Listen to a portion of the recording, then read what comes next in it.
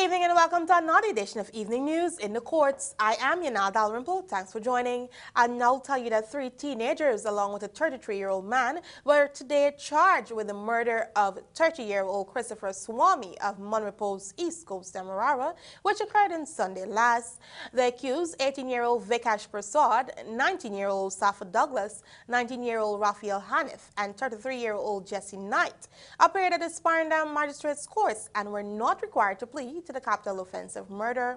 While the 3 teenagers were charged jointly, their adult accomplice was arraigned separately.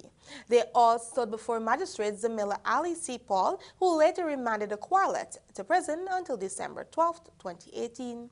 In the court, the 3 teenagers, who police say have reportedly admitted to committing the heinous crime, told the court that they were severely beaten by police to confess to the allegations. Meanwhile, Divisional Commander Calvin Brutus had said that one of the suspects was positively identified by the dead man's wife during an identification parade on Monday last.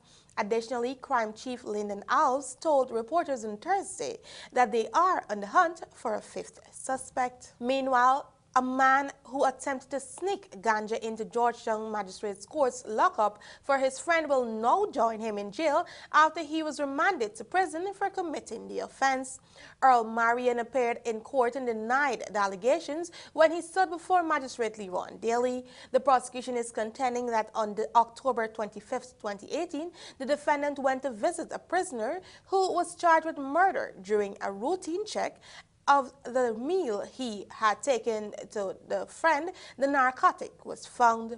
Bail was refused and Marion was remanded to prison until November 23rd.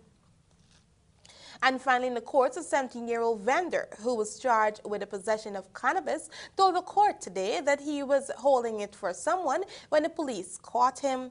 Shaquille Cox admitted to the offense, which stated that on October 13th at James Street, All Boys Town, he had 0.5 grams of cannabis in his possession. He was subsequently fined $3,000 and ordered to 6 months of community service. And with that, we've now come to an end of this edition of Evening News in the Courts. I am Yana Dalrymple. Thanks for joining.